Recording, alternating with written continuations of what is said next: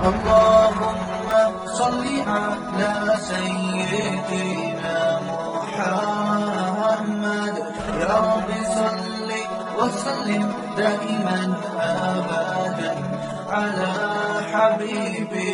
السلام عليكم ورحمة الله وبركاته. الحمد لله وكفى، والصلاة والسلام على سيد الرسل وخاتم الأنبياء. أما بعد، فأعوذ بالله من الشيطان الرجيم. بسم الله الرحمن الرحيم. إن الله اشترى من المؤمنين أنفسهم وأموالهم بأن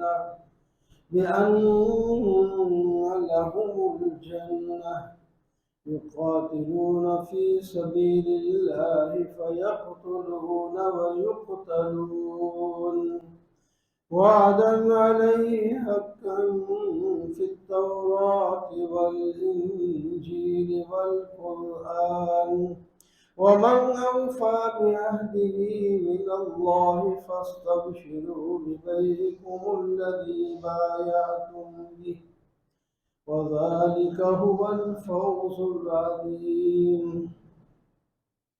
صدق الله مولانا العظيم.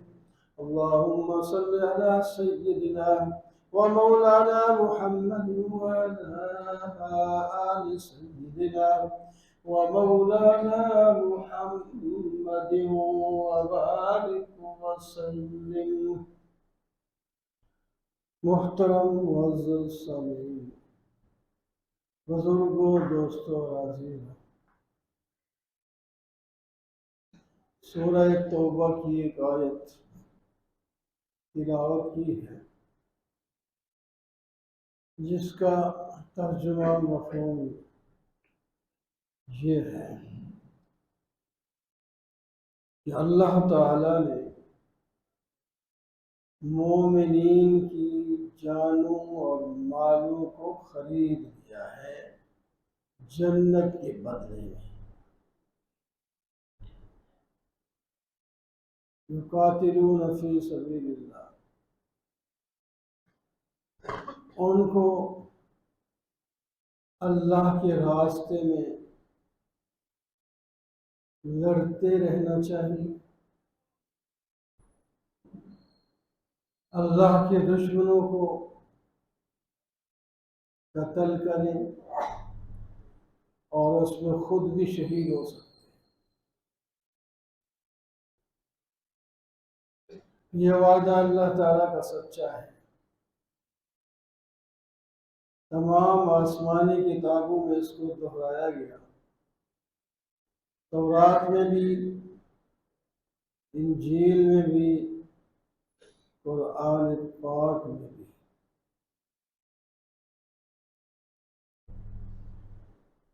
اس سودے کو پکا کرنے کے لیے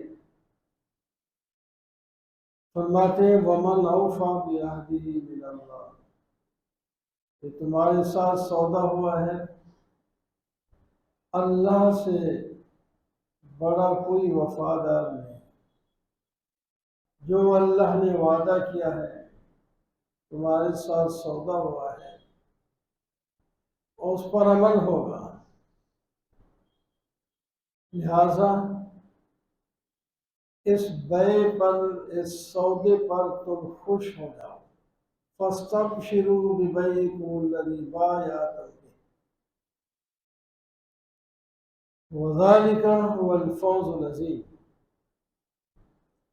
یہ صرف سودا ہی نہیں، بیع شراء ہی نہیں، یہ تو بہت بڑی کامیابی ہے. کئی چیزیں اس آیت میں بیان ہوئی.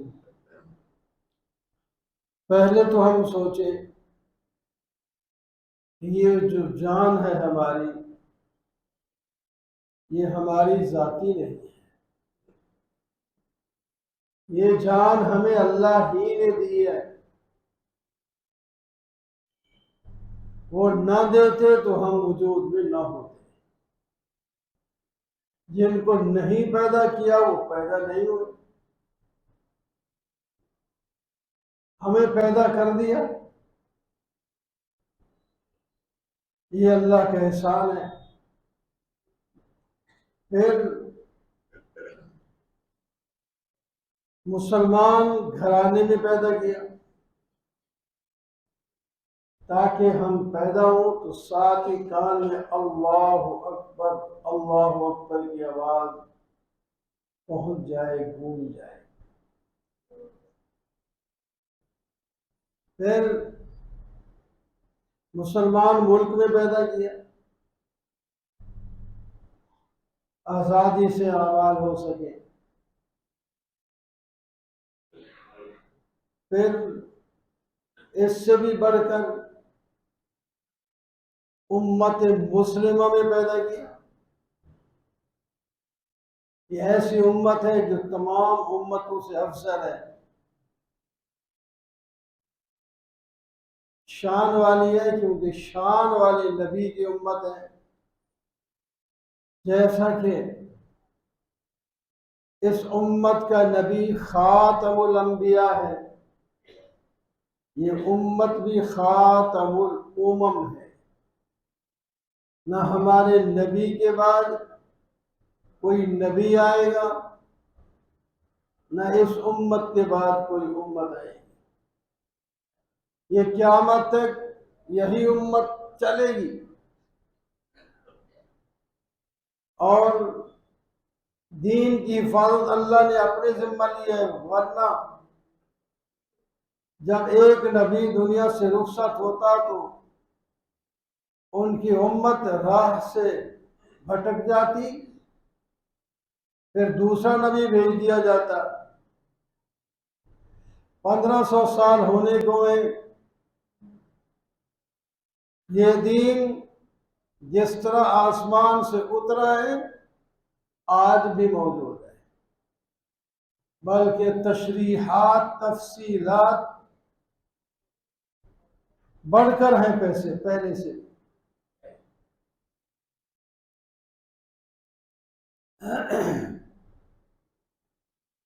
اور آپ صلی اللہ علیہ وسلم نے فرمایا، یہ میرا دین، اس کا اللہ محافظ ہے، اس میں کوئی جس طرح دین شروع ہوا ہے اسی طرح رہے گا، ادوار ہوتے رہتے ہیں، کمی بیشی ہوتی، کمی دین میں نہیں ہوتی، دینداروں کے اندر کبھی مشکلات آ جاتی ہیں، کبھی آسانیاں ہوتی ہیں، وہ ہوتی رہتی ہیں، لیکن یہ دین لیلھا کنہارھا، یہ دین اتنا روشن ہے کہ اس کی رات بھی دن کی طرح چمک ہے۔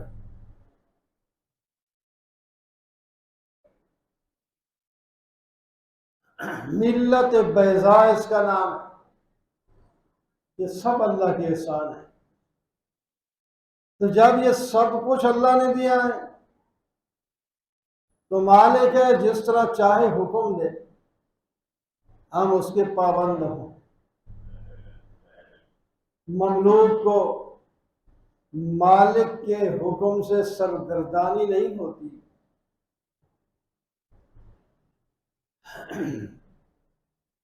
تو اللہ نے ایک اور عزت دی، چلو یہ جسم تمہارے، یہ جان تمہاری، یہ مال جو تمہیں دیا ہوا ہے یہ تمہارا صحیح دیے، میں نے تمہیں مالک بنا دیا، تم مالک ہو، پھر یوں کرو، یہ میرے ہاتھ بیچ دو،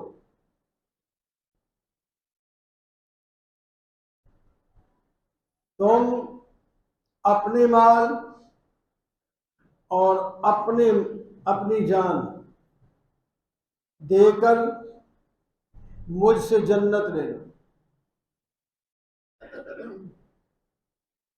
اور یہی مقصود اور مطلوب ہوتا ہے مومن کا، ساری راحتیں وہاں جنت میں،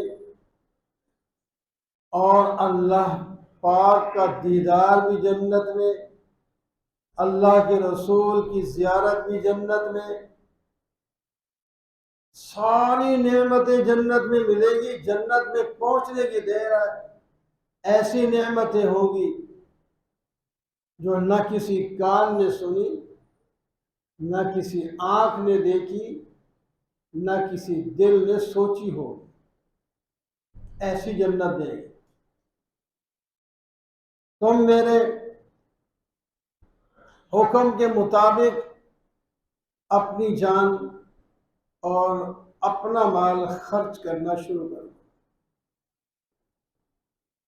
تمہارے پاس رہے گی جان، تمہارے پاس رہے گا تمہارا مال، لیکن میں صرف جب حکم دوں گا تو اس وقت تم نے اس کام کو کر دینا ہے۔ یہ ہے تمہارا مبیہ حوالے کرنے کا طریقہ۔ اذان آئی، اللہ اکبر، حی علی الصلاۃ، نماز کی طرف آؤ، اللہ سب سے بڑا ہے، تو سارے کام چھوڑ دو، فوراً پہنچو۔ رمضان کا مہینہ آیا تو روزے رکھو، سال ختم ہوا مال کی زکوٰۃ ادا کرو، استطاعت ہے حج کرو۔ دشمن تمہیں ستا رہا ہے، پریشان کر رہا ہے، تو جہاد کرو۔ یہ جہاد والی بات تو یہاں ذکر فرمائی، باقی باتیں دوسری روایت و حدیثوں میں ہیں۔ جو قاتل ان اللہ اشتری من المؤمنین انفسهم واموالهم بان یقاتلون فی سبیل اللہ، یہ تمہارے جان مال حوالے کرنے کا طریقہ یہ ہے کہ تم اللہ کے راستے میں لڑو، جس میں فائدہ تمہارا ہے۔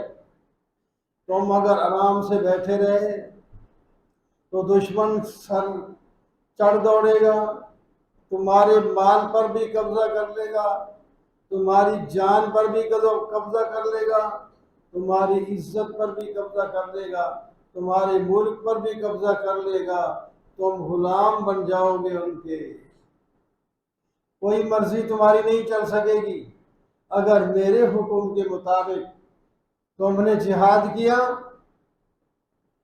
شہید ہو گئے تو جنت عطا کر دوں گا، اور اگر فاتح ہو گئے اور بچ گئے زندگی تو غازی بن کر اپنے ملک میں آزاد زندگی گزار کر میری عبادت اصول شریعہ کے مطابق کر سکو گے۔ فَيَقْتُلُونَ وَيُقْتَلُونَ، جب جہاد شروع ہو جائے تو پھر مرنا اور مارنا تو ہوتا ہی ہے، کبھی تم ان کو مارو گے، کبھی وہ تمہیں ماریں گے، وہ مریں گے تو جہنم میں جائیں گے، تم مرو گے تو جنت میں جاؤ، یہ تمہارا کام ہے۔ اگر تمہیں جہاد کا موقع نہیں مل رہا تو جہاں جہاد شروع ہے ان کی معاونت کرو، تعاونوا علی البر والتقوی، نیکی میں تقوی میں ایک دوسرے کا تعاون کرو، یہ بھی میرا ہی حکم ہے، قرآن کے الفاظ ہیں۔ تمہارے علاقے میں نہیں جہاد، تمہارے بھائیوں کے ساتھ جہاد ہے، وہ جہاد کر رہے ہیں، خواہ اقدامی ہے یا مدافعاتی ہے، دو قسم کے ہوتے ہیں جہاد۔ اقدامی جہاد بھی حکم ہے، آگے خود بڑھو جہاد شروع کرو، اور مدافعاتی اگر وہ چڑھ دوڑے تو مقابلہ کرو، ان کی مدافعات کرو، یہ دونوں جہاد ہے۔ جہاد جیسے بھی شروع ہو جائے پھر پوری دنیا کے مسلمانوں کو حکم ہے کہ تم ان مجاہدین کا تعاون کرو۔ تو بہرحال تعاون ہمیں اپنے مسلمان بھائیوں کا جس طرح بھی ہو سکتا ہے کرنا لازم اور ضروری اور فرض ہے۔ قیامت کے دن پوچھا جائے گا، اللہ تعالیٰ ہمیں اس پر عمل کرنے کی توفیق عطا فرمائے۔